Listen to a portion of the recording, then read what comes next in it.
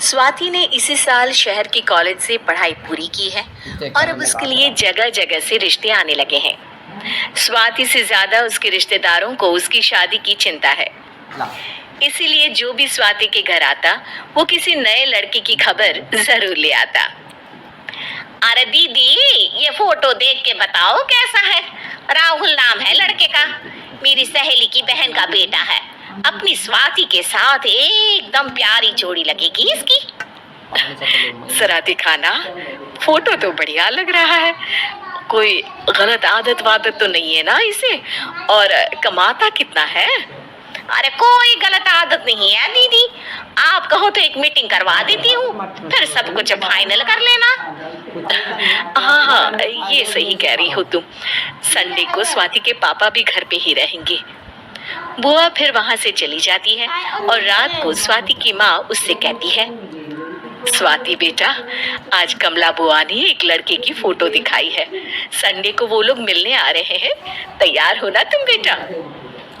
अरे मम्मी, आप कहाँ कमला बुआ के चक्कर में आ जाती हो? अभी इतनी जल्दी कोई शादी वादी नहीं करनी है मुझे। अरे बेटा, अच्छा लड़का है, बुआ जानती है उसे अच्छे से। हाँ स्वाति बेटा, एक बार मिल तो लो, बाद में देखेंगे आगे क्या करना है। वैसे तो कमला रिश्ता लाई है तो मना करने का तो कोई सवाल ही नहीं उठता।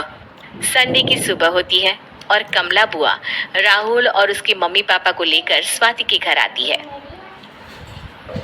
अरे आइए आइए भाभी, इसे अपना ही घर समझिए, इनसे मिलिए। ये मेरे भैया और ये मेरी भाभी है।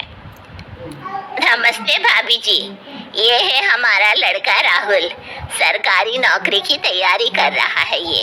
वैसे आपकी बेटी कहाँ है? अरे स्वाति बेटा, बाहर आ जाओ। वैसे कितनी पढ़ाई की है स्वाति ने? जी, पोस्ट ग्रेजुएट है हमारी बेटी साइंस में। ये सब तो ठीक है, पर घर संभालना जानती है या नहीं? हमें कौन सी इससे नौकरी करवानी है? नौकरी तो मेरा बेटा करेगा ही। पर मैंने इतनी पढ़ाई की है और आप चाहती हैं कि मैं घर पर ही बैठी रहूं?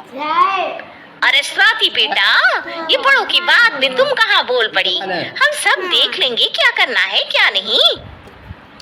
हम तो इसी बात में विश्वास करते हैं कि घर के लड़कियां घर में ही रहे तो ज्यादा अच्छा रहता है, वरना भाई साहब आप तो आजकल के हाल जानते ही हैं, कितनी घटनाएं होने लगी हैं औरतों के खिलाफ। स्वाति बेटा, रसोई का काम तो पूरा जानती हो ना? शादी के बाद तुम्हें ही संभालना है वो सब। अरे बहुत अच्छा खाना बनाती है ये, आप सब लोग इसकी तारीफ करते नहीं थकेंगे। लो भाई, हो गई मीटिंग, अब शादी की तारीख फाइनल कर लेते हैं, क्यों भैया? भाई हम तो पंडित जी से चर्चा करने के बाद ही तारीख फाइनल करेंगे, सालों से हम उनकी बातें मानते हुए आ रहे हैं।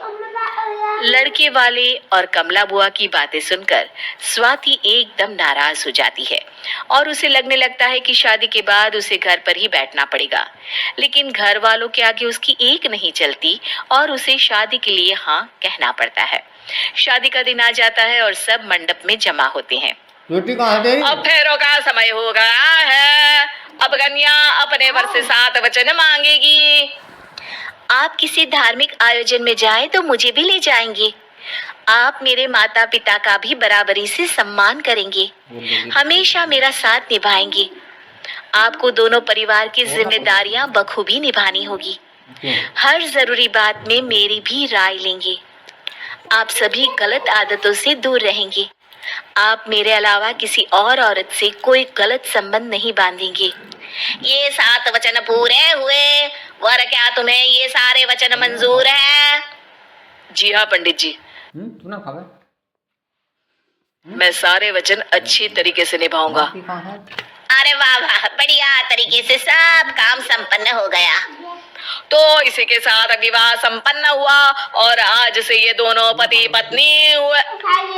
1 मिनट पंडित जी, अभी एक वचन लेना बाकी है।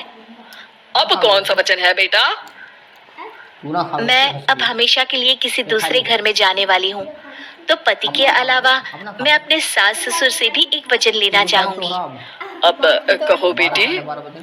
मैं ये चाहती हूँ कि मुझ पर किसी बात की कोई पाबंदी नहीं लगाई जाएगी। मुझे सब कुछ करने की आजादी होगी और मैं भी विश्वास दिलाती हूँ कि मैं एक अच्छी बहू बन के दिखाऊंगी। स्वाति की बात सुनकर उसके सास ससुर एकदम चौंक जाते हैं और कुछ बोल नहीं पाते कि उतने में कमला बुआ बोल पड़ती है। अरे बेटा, ये भी कोई कहने की बात है? रानी बन के रहोगी तुम तो। वचन देने से पहले सोच लीजिए, क्योंकि शास्त्रों में वचन ना निभाने वालों के लिए नरक से भी बदतर सजा लिखी है। स्वाति की चालाकी से वहां मौजूद सब लोग प्रभावित हो जाते हैं और लोगों में बदनामी ना हो जाए, इस कारण स्वाति के सास ससुर को उसे वचन देना पड़ता है। और कैसी अपशकुन वाली बातें कर रहे हैं आप पंडित जी? हमें मंजूर है बेटा तुम्हारी शर्त। स्वाति अपनी समझदारी से अपनी बात अपने ससुराल वालों से मनवा लेती है और खुशी खुशी राहुल से शादी कर लेती है। अब से हर शादी में मैं खुद 8 वचन दिलवाऊंगा। ओम मंगलम मंगलम मंगलम।